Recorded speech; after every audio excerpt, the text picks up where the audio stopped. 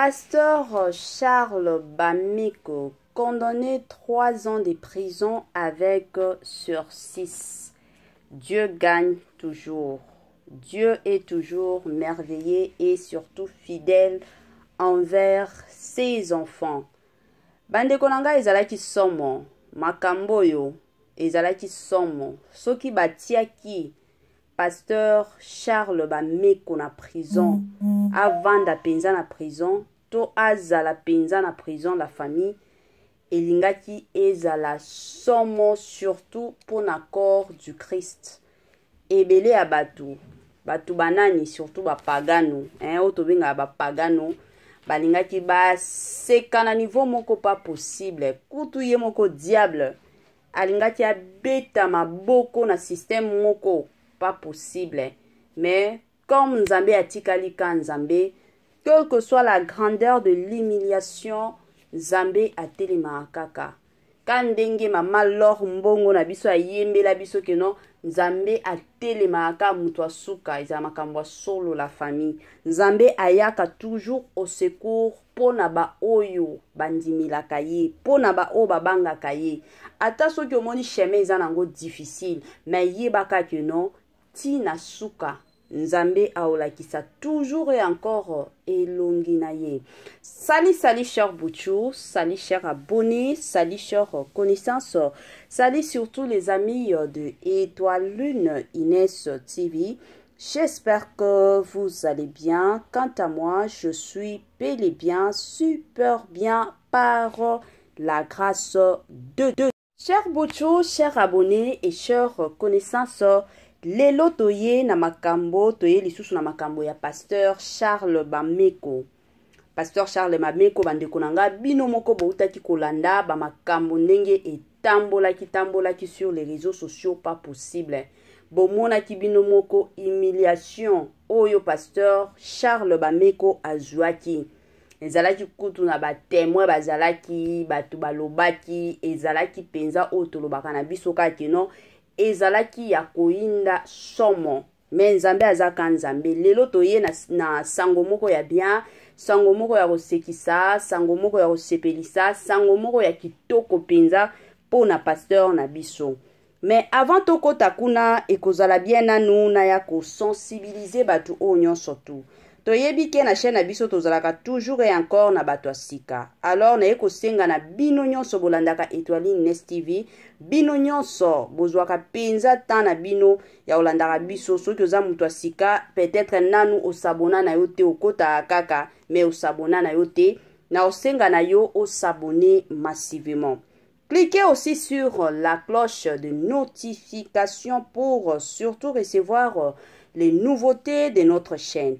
Aimez la vidéo, la famille, commentez et partagez. Et comme ça, la biso, oyo penza tolobaka na biso chaque jour, tokoso makasi. Bandeko nanga tango zolanda kanga, ekozala bien penza mingi makasi, osala pe partage, pona osala keno, chaîne na biso ekende liboso, tozana posa surtout chaîne ekende liboso, chaîne e mataba dimension na ba niveau. Mais soki ozolanda nga na tongo ndeko nanga na osenga na yo, tia mwa biloko na yo ya kolia olia. Soki pe ozolanda nga na ba 12h, tia mwa repas na yo préféré oliaka. Soki pe olandaka Étoile Inès TV na pokwa na osenga na yo, tia mwa soupe na yo ozoliaka kote mosusu. Ozo matisaka pe volume, côté mosusu, ozo sala pe ba partage, côté mosusu, ozo tia pe ba commentaire, côté mosusu, tozo kende nango ka bongo na système moko ya bien mingi makasi. Grand merci na sponsor na biso officiel, sponsor na biso oyo atikaka biso te, sponsor na biso oyo azalaka toujours elongo na biso. Tomata to kita, ye azalaka toujours wana, tozala na ba moment ya bien, ba moment difficile, ye azalaka toujours et encore na biso. Wana sponsor na biso penza numéro 1, sponsor na biso number 1 na kombo ya Jésus-Christ de Nazareth.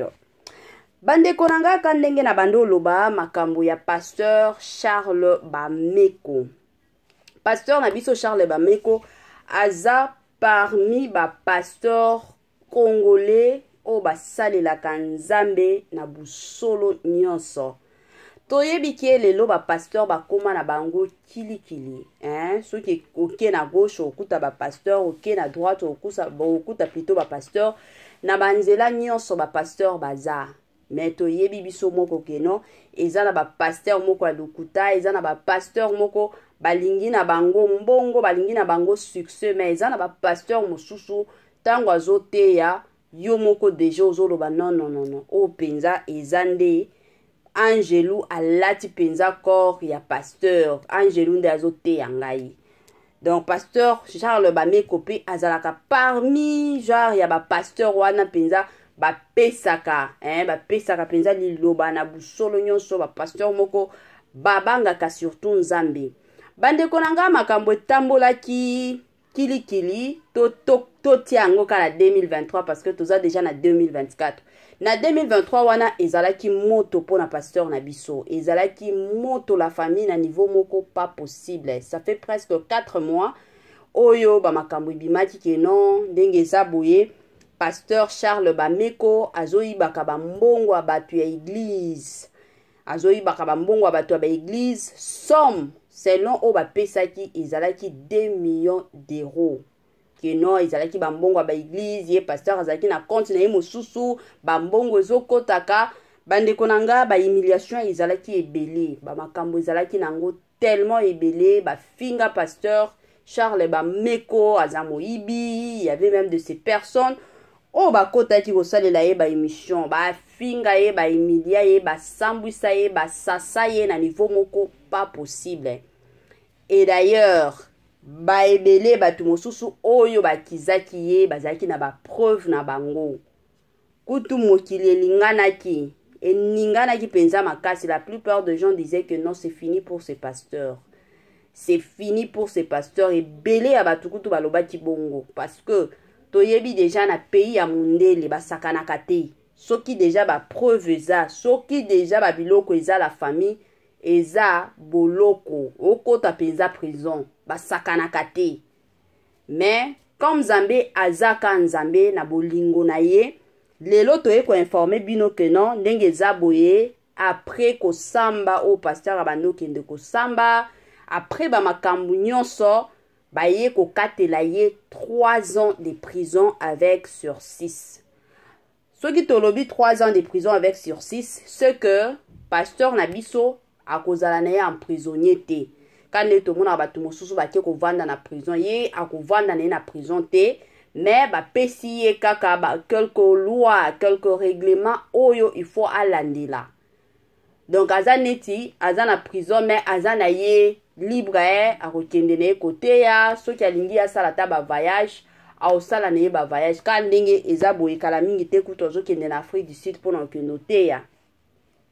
Donc azana ye libre au sala makambu na ye ka ndenge ezalaka makambu nyonso tu ok, mais ba loi moko boye nde basi ba pesi ye ke non biloko il faut ko sala te, biloko oyo il faut ko sala, biloko oyo il faut ko sala. Donc eza mwa bongo, eza mwa bongo yango babengi yango prison avec sursis.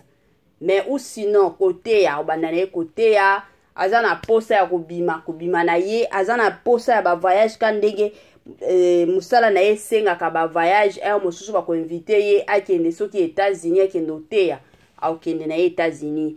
Mosusu musala na ye sengi ye keno il faut akende soki Europe côté au kende. Donc place nyonso azonga Kongo akende oteya au kende na ye place nyonso bisika nyonso akokende na ye côté ya sans problème. Ezaka mwa ba mibeko. Et puis 3 ans wana, c'est pas beaucoup hein. C'est pas beaucoup. Mosusu na otala ngone to mona kango ebele. Mais tant to comme déjà na 2025 et aussi la nango et 2027 hein, directement a komi na ye bien makam nyonso tu ekozala pe ekozonga nango ok na système moko ya kitoko. Yango na lobaki na ebandeli keno, je m'excuse, Jésus gagne toujours. Oh baswali balobaka Mungu njo chef, oui c'est vrai. Jésus gagne toujours. La famille biso moko toyebi kosalela Nzambe la famille ezalaka facile te. Komi benga mwana Nzambe to mosala Nzambe la famille ezalaka facile te. Mosala Nzambe otomonaka eyaka na ba épreuve ya makasi. mosusu ezalaka ba humiliation ya boye. Mosusu ezalaka bitumba moko la famille na molimo na nzoto boye bitumba na bitumba. Sikoyo soki nanu omibengami te keno ozaki musala nzambe yo moko ka omipesi titre yango mona batu mosusu bakati na bango makambo ya nzambe alobi te na bando yemba ta miziki ya mokili. Na bando yemba ta miziki ya mokili. Mais soki oza deja mwana nzambe neti na ba situation ya bongo ya pasteur Charles Bameko. Eza situation moko eza dur à supporter hein. Humiliation mokili mobimba bakomi koloba keno pasteur oyo aza moyibi place nyonso ba photo na yo esi etamboli talaka éducation ya bana pe baotala keno papa na biso bazwa kizeye keno aza moyibi. Bandeko nanga musala nzambe ezalaka facile te yango naloba toujours et encore que non convier mutu te o envier mutu parce que lelo moni pasteur Charles Bameko ayebani o pasteur oyo aza na église munene batu balingaka ba prédication na ye lelo yo kotala peut-être pasteur de la foi pasteur oyo penza aza pasteur moko munene batu ebele balandaka ye batu ebele balobaka malamu pona ye mais oyebi te ba épreuve na ba humiliation ni na joie. Quand ndenge nalobaki eza na batu mosusu bazwaka na bango humiliation pas possible quand ndenge ya pasteur Charles Bameko azwaki mais eza na batu mosusu la famille ezalaka nde bitumba na bitumba la famille na niveau moko pas possible mosusu bomituna est-ce que mutu oyo asolo asambelaka donc ezalaka bongo côté mosusu tango bapesi pasteur na biso Charles Bameko 3 ans de prison avec sursis. Baye kopesa pe mwasi na ye une année de prison aussi avec sursis. Avec sursis, je m'excuse. Ye pe bapesi bongo. Donc papa 3 ans, maman ane moko ekomi kokende nango ka boye. Tokomi sika nzambe ka ndenge na lubaka. Nzambe aza munene, nzambe aza bolingo, nzambe aza makasi parce que na ba situation ya bongo, circonstance ya bongo soki nzambe te bandeko nanga na moment oyo tolingi toloba ta 10 ans de prison to 15 ans de prison wana kutu alingaki avandaka na prison mais nzambe comme atikali ka nzambe na ye atikaka ba oyo ye bazwa soni te donc azalaka toujours na bango elongo azalaka toujours na bana na ye quel que soit nini ata na suka nzambe ayaka toujours au secours ayaka toujours ata mutu asuka la famille na ngai. Bandeko na ngai avant to continuer kozala bien nanu na ya kopesa mwa bambote na mwa quelques personnes bambote na ngai na mama Joséphine depuis quelque part bambote na bino bambote na ngai na Mama Tina Sambia depuis Belgique na pesi bambote na Linda Bukulu na pesi bambote na ngai na Madame Sandrine, Monsieur Tito, Tito depuis quelque part, Tito tout, na pesio bambote, Madame Sidonia Siala, Madame Bijou, na pesio bambote, bisika nyonso landaka étoile Ines TV, na pesi bambote, na tonton héritier Yola, la signon sozo landaka nga, na pesi bambote nanga, na Julia Mananga, bambote na Madame Judith Diamprovisa, bambote nanga na bandimi nyonso ya Bostra bino nyonso bolanda biso na Bostra na pesi bino bambote kandenge ezalaka bandeko nanga kandenge na la bandolo bananga na minute oyo pasteur Charles Bameko bapesi 3 ans de prison avec sursis. Mwasi na yepe bapesi année moko de prison avec sursis aussi kandenge ezalaka. Bapesi bango, en tout cas, nous rendons gloire au Seigneur parce que Dieu est tellement merveilleux. Zamba za malamu, zamba za na ebolingo, zamba za na capable.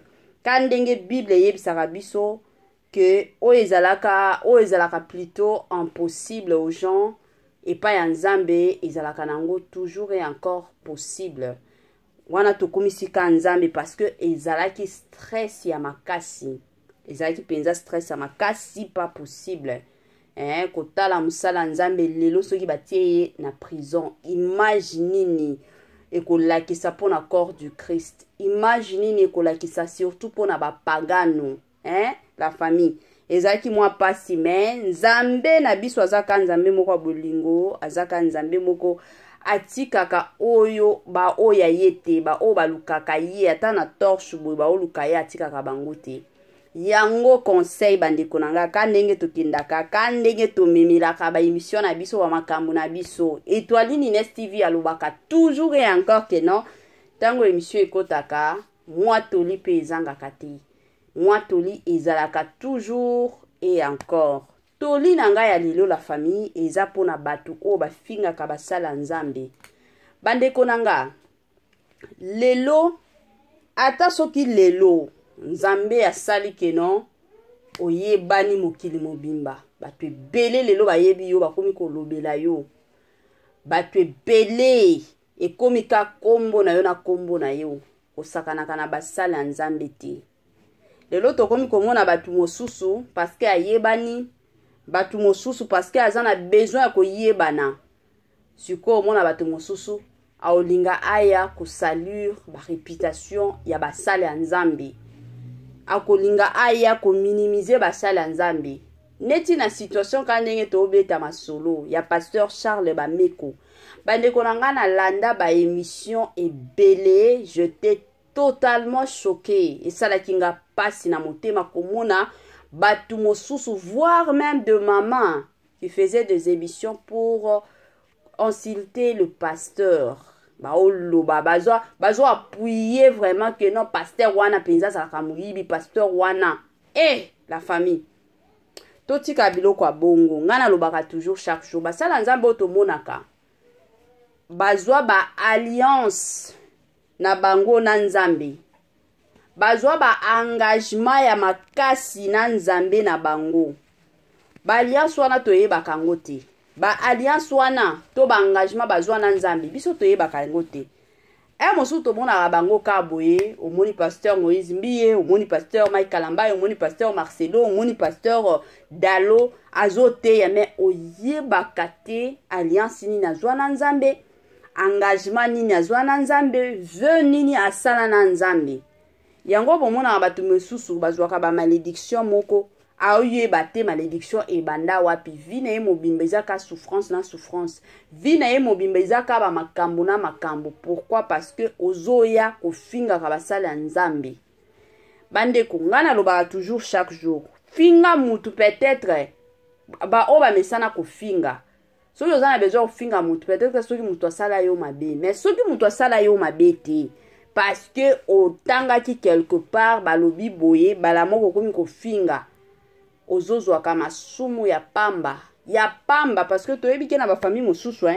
omona mama avandi wana na bana na ye aofingaka bana na ye en présence ya bana mosusu bana pe ntango baokola bazotia mafinga wana na mutu bango pe ntango baokola baofingaka na bango sikoyo mosusu toyebaka soki eza éducation bozwaki na ndako na bino me yebake eza batu mosusu bafingaka bango te basala nzambe mosusu bafingaka bango te epi soki oyebi na yo likambo te to mutu wana asali yo mabe te koyaka kofinga ye te to koyaka kolobela ye mabe te parce que asala yo mabe asala yo penza mabe musala nzambe ata soki akwei devoir na yo mundimi yo penza mu Kristu yo penza osambelaka devoir na yo ezaka kosambela mawa nzambe ye moko azwa musala na ye en charge musali na ye plutôt en charge